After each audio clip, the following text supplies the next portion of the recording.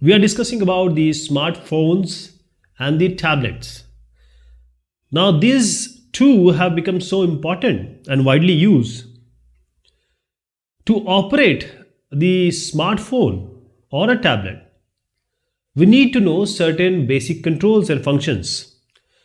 Most of the things we learn by ourselves, so it's better to learn it in a way, in a formal way, so that you know what all are the layout, the parts, possibilities, functions, etc. So all these, whatever functions I'm going to tell you or the controls I'm going to tell you, this may vary device to device. First one is the power button. This is the basic thing, means it will start and shut down your computing device, mobile device. You see, this is a screen in between. This is the main part of your mobile or tablet. So basically, these smartphones and tablets use the touch user experience, that is, you touch with your finger, it works, right? Then we have a back button. This back button is to go back to a previous screen, because if you are in another screen, you want to go back to the previous screen. This is the back button for it. Microphone is there. This is also very important because mobile is basically for talking, to talk, to speak. So here your voice goes inside and then it is transmitted. Okay. So this very tiny, you'll say a hole. Then there will be a menu button. This menu button, it will show all the options available. That is all apps in an app. What are the options available? And it may not be present in all the mobiles. Then you have in between, this is a home button. Now this brings back wherever you are to the home screen. You are in another page or another app. This home button is the basic, because when you open a computer, what will happen? There will be a desktop. That is your home screen. Similarly, mobile also is a small computer. So it also has a desktop. It also has a home screen. So home button takes you to the basic screen. Then we have an earpiece. When you're talking, when you're speaking, you have to listen also. So this is the point.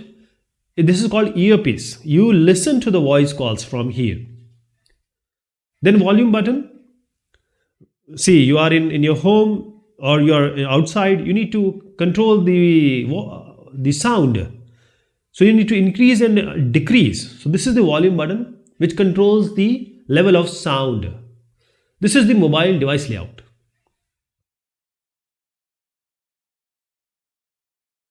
Whichever mobile device we are talking about, mainly the smartphones as well as the tablet, and there are other devices also. So in this, there are certain basic feature which you get. So some of the basic feature which are present in almost all the mobile devices.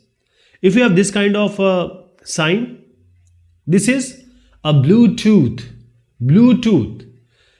This is a short range wireless technology. Wireless means you don't need to connect the wire. It goes through, you have electromagnetic waves, and there is a proper frequency of that being given here. IEEE standard is there. So around 30 feet distance is there. So you can combine two mobile devices or the computing devices, even your headphone, even your mouthpiece. You can connect, and now you can send the messages, songs, even the voice. Okay. So this is a Bluetooth technology, very helpful. Then coming to the battery. So this is the sign which shows, because everything works on a battery, you have to charge it. So this will show you the level of charging and what kind of situation your battery is giving. This is the charge battery. Then you have a Wi-Fi. Wi-Fi stands for wireless fidelity. This is again an IEEE standard of wireless network technology. It also has a frequency range.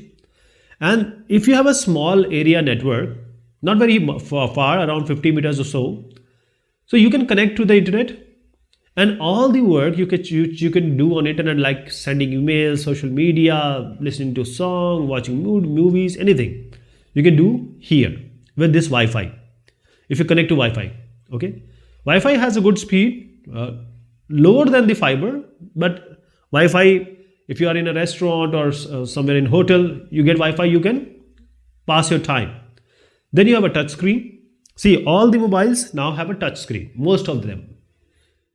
Even the pen are provided with certain mobiles so that you can work on it, you can write on it. So this is a touch screen, and your finger will work as a mouse or a mouse click. So you will click, it will run the app. You can transfer through your mouse. There are so many gestures, we discussed about the gesture previously. Camera. Every smartphone and tablet is now equipped with a camera. Some good quality, some moderate quality. So you can capture the pictures and videos from here. Then clock is always there. You don't need to have a wristwatch now. You don't need a clock. You just have to have a mobile in your pocket. So it will give you the time. It will, put some alarm. You can also add some appointments here or some occasion. Then there are certain bars. Some bars are shown. 4 to 5 bars are there. So these bars will show what is the cellular network connectivity. See, there is a cell in mobile communication. There is a cell. In this cell, we have one base station, and your mobile gets connected to base station from where it gets the network connectivity, the data connectivity, etc. So how far you are from the base station, that is, you are say on your basement of your house, you won't get that kind of network connectivity. But if you are very near to this base station, you will get a good connectivity. So this bar will show the level of connectivity it is or the possibility. Now every mobile is now equipped with a global positioning system. It's just a small device, and it works on a very big principle. See, we have whole earth. I'm talking about Navstar GPS American. So they have around 24 satellites. So 3 of them are required. They're around 800-900 kilometers, right? So now they can, by the system of triangulation, you can find out your exact position where you are, right? So you can navigate from one place to another. You can know your lat long. You can know how to go from one place to another, to your friend's house or to some restaurant. All these are possible through GPS. These are basic features of mobile device. So in a mobile, we have the main screen, home screen, different screen, apps. So whenever you open a computer, there is a screen. This is a desktop screen. That is your basic home screen. Now these 3 parts of your home screen, what do you get? See, first there are 3 parts of a home screen. Inside your screen, not the other part. I'm talking about the screen where you can touch your hand and work. So you use your gesture, touch gesture. There are mobiles which are gesture sensitive also. So you have a touch screen, and this screen is further divided into 3 parts. So you use your finger and you tap. There is a different basic gestures which we'll just talk about. But just to press your finger on that app icon, that is how things work. So let me tell you about home screen of a mobile. So what are the parts? So these are the 3 parts. I'll just talk about gestures. First, see the topmost part of the screen. So the top of the screen, this is the status bar. So this will display the icons, what is the network signal, what is your battery life, the wireless is connected or not, Wi-Fi is connected or not, Bluetooth is connected or not, 3G, 4G service, HSPA service, H+ service.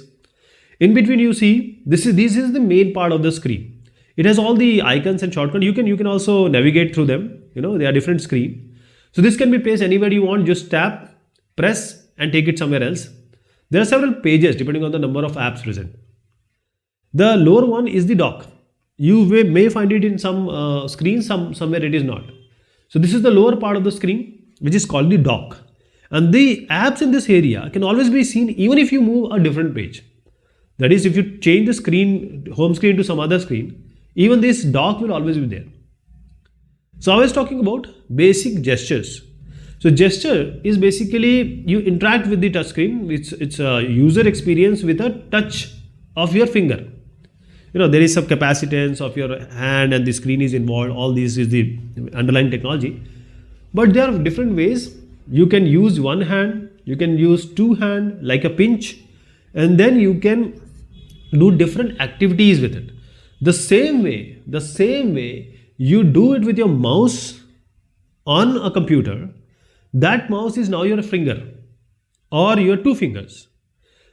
Okay, so these fingers will work as the, say, the input for your mobile device, smartphone or a tablet. Okay, so mouse right click, simple tap, what it will do. You just touch the screen one time, just tap it. Okay, tap and hold. This is similar to right clicking your mouse. If you want to drag, you just tap, hold, means tap and then hold, and move your finger across the screen, and it will drag that particular icon to somewhere else. Swipe is to slide finger in the to the right, left, up or down of the screen, just like you are turning the page. So this is like swiping. So this is swiping. Huh? Now coming to the double tap. In mouse also you double tap. So if you twice something very quickly with your finger, this is not equivalent to what mouse will do. It is equivalent to a zoom in. That is, it will increase the size. So, for example, some word you are reading, word document, you double tap, it will appear bigger. Pinch is like you take the pinch of a sand or say salt or a sugar. This is pinch. So you bring your thumb and the finger together, and you can zoom in and zoom out. You can make your picture smaller or bigger. So this is the pinching activity which is going on, right? This is the pinching activity. So these are the basic gestures. There are other gestures also which are there. I'm just discussing about the basic one. Some of the mobiles, some of the companies, they have given different gestures that makes your user experience much more user friendly. Coming to questions, what is the short range wireless communication technology called? So this is of course Bluetooth. These are the answers also I have given just for your reference. So the Bluetooth is an IEEE technology. Okay, I will not name the number because it will be out of the scope. But these all Wi-Fi, Bluetooth, they are having a IEEE number. So this Bluetooth is a short range, 30 feet. Which part of the home screen is visible on all pages? As I said, the first part, upper part is status bar, the mid one is screen, the lower part is a dock. So dock will always be there. What does GPS stand for? GPS is for Global Positioning System. So we discussed earlier that it is for your precise location, even the elevation can be found out. Latitude, longitude, where exactly you are on the globe. So if we talk about Navstar, India also has its GPS. So we have GLONASS and Gagan, all these are the form of pointing that where a location, what is your location. So this is a method of triangulation, 3 satellites, 4 satellites is needed, then you can know your position. So this is the reference, you can have it. Okay, this is all about this discussion. Thank you so much. Take care of yourself.